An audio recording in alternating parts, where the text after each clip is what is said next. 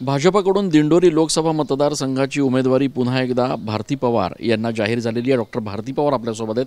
ताई, पहिले तर तुमचं अभिनंदन, उमेदवारी पुन्हा एकदा जाहीर झालेली आहे। कुठले महत्त्वाचे मुद्दे असणार आहेत यंदाच्या निवडणुकींमध्ये की ज्या मुद्द्यांना घेऊन तुम्ही लोकांसमोर जाणार आहात? मला असं वाटतं की ही पूर्णच निवडणूक लोकसभा जी आपण बघतोय ही पूर्णतः विकासाच्याच मुद्द्यावर होते आहे पूर्ण भारतामध्ये। आणि मग प्रत्येक राज्यात त्या भागात केलेली विकास कामं माननीय पंतप्रधान नरेंद्र मोदीजींनी गेल्या 10 वर्षामध्ये जो एक स्पीड दिला, जो एक गुड गव्हर्नन्सचा एक एक्झाम्पल सेट केला, मला असं वाटतं की मागच्या सरकारने त्या प्रमाणात केलेली कामं मोदी सरकारने 10 वर्षात दुप्पट करून दाखवली। माझ्याच मंत्रालयाचं उदाहरण दिलं तर 350 मेडिकल कॉलेज आज 700च्या वर झाले।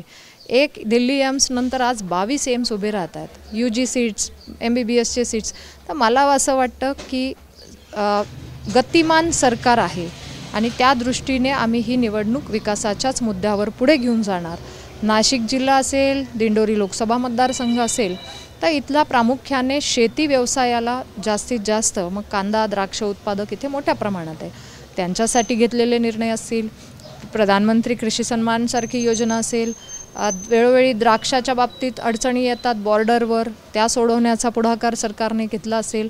कोविडच्या काळात सुद्धा पेरिशेबलला सरकारने प्राधान्य दिलं, शेतकऱ्यांचं कुठलंही नुकसान होऊ नये म्हणून GR काढला की ही पेरिशेबल जी आहे ही गाडीला त्यांनी परवाने दिले आणि ती वाहतूक व्यवस्था सुरळीतपणे प्रत्येक राज्याला करायला सांगितली। मला असं वाटतं की तोही अनुभव आम्हाला आला। मध्यंतरी बॉर्डरवर पण काही प्रमाणात पेरिशेबलच्या गाड्या अडचणी येत असतील, तो सोडवण्यासाठी असेल, किंवा बांगलादेशसारख्या ठिकाणी आमचे द्राक्ष जातात तिथला विषय असेल। कांद्याचा मुद्दा तर सगळ्यांनाच माहिती आहे की ह्या सरकारने कांदा प्रश्नावर जास्तीत जास्त लक्षही दिलं, 2400 सारखा भाव देऊन कांदा खरेदी पण केला, परंतु तरी देखील आमची मागणी होती की निर्यात खुली झाली पाहिजे आणि त्यावर सातत्याने मागणी केली। माननीय केंद्रीय मंत्री पियुषजी गोयल, माननीय गृहमंत्री अमित शाह यांच्याकडे वारंवार पाठपुरावा केला आणि आता सरकारने काही देशांसाठी ही निर्यात खुली केली आहे। प्रमाण कमी आहे परंतु आता ते वाढवण्यासाठी सुद्धा आमचे प्रयत्न चालू आहेत। आव्हान कोणाचं वाटतंय या निवडणुकीमध्ये तुम्हाला? कारण हरिश्चंद्र चव्हाण तुमचेच पक्षातले सहकारी हे शरद पवारांना भेटलेत मधल्या काळामध्ये, त्यांनी प्रचार त्यांचा सुरू केला आहे। नेमकं काय चित्र दिसतंय?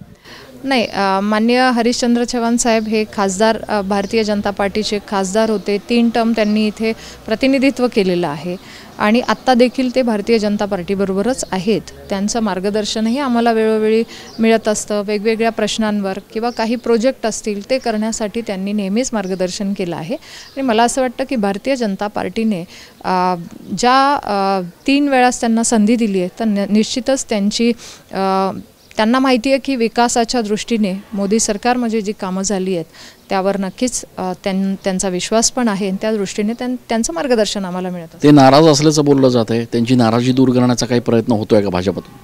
नाही, मला असं बिलकुल वाटत नाही। त्यांनाही आम्ही वेळोवेळी भेटतो, आम्ही देखील त्यांना भेटणार आहोत, आमची संघटनेमधून देखील त्यांच्या भेटी होत आहेत। मला असं वाटतं की कुठेतरी भारतीय जनता पार्टीचे ते सिनियर आहेत, ते वरिष्ठ आहेत आणि नक्कीच त्यांना भेटून त्यांचं मार्गदर्शन घेऊन ह्या निवडणुकीमध्ये आम्ही पण सामोरं जाणार। आणि भारतीय जनता पार्टीमध्ये नेहमीच अशी एक हे राहिलेली आहे परंपरा की जी पुढची व्यक्ती असते तिला सगळेच मिळून आपण मदत करत असतो आणि त्यांच्या मार्गदर्शनानेच आम्ही देखील काम करणार। शेवटचा प्रश्न, JP गावित महाविकास आघाडीमध्ये जागा मागतायत, कम्युनिस्ट पक्षाला ही जागा द्यावी अशा पद्धतीची त्यांची मागणी आहे। मागणी मान्य होईल न होईल, मात्र केवढं मोठं आव्हान JP गावितांचं वाटतं आपल्याला?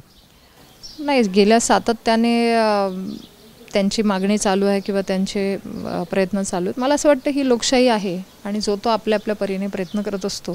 तर भारतीय जनता पार्टीचे कार्यकर्ते म्हणून आम्ही एवढंच म्हणतो की आम्ही तर 5 वर्ष काम करत राहिलो आहे आणि आमचा रेकॉर्ड प्रगती पुस्तक हे जनतेसमोर आहे आणि नक्कीच जनता त्याच्यावर विचारही करते आणि जे विकासाची कामं आहे, मग निफाडचा ड्रायपोर्टसारखा विषय पुढे घेऊन आलो आहे, जल जीवन मिशनच्या माध्यमातून आज गावोगावी कामं आणली, तर अशा अनेक उदाहरणातून आमचीच आरोग्याची आयुष्यमान कार्ड जे 5 लाखाचं ॲश्युरन्स, मोदी की गॅरंटी आहे हेल्थ की, ह्या प्रमाणात काम करते। तर मला असं वाटतं आम्ही तर विकासाच्याच मुद्द्यावर ही निवडणूक लढणार आणि बाकी ही जी मंडळी आहे ती लोकशाहीच्या प्रथेनुसार त्यांनीही त्यांची हे चालू केलेली आहे. खूप खूप धन्यवाद. विकासाच्या मुद्द्यावरच यंदाची निवडणूक लढणार असा ठाम विश्वास भारती पवार यांनी व्यक्त केला आहे. अर्थात या सगळ्या संदर्भामध्ये महाविकास आघाडीकडून नेमका कोण उमेदवार आता दिंडोरी लोकसभा मतदारसंघासाठी दिला जातो हे बघणं देखील त्यानिमित्तानं महत्त्वाचं ठरणार आहे. कॅमेरा पर्सन आकाश शेवलेसह मी चंदन पूजा अधिकारी, TV9 मराठी.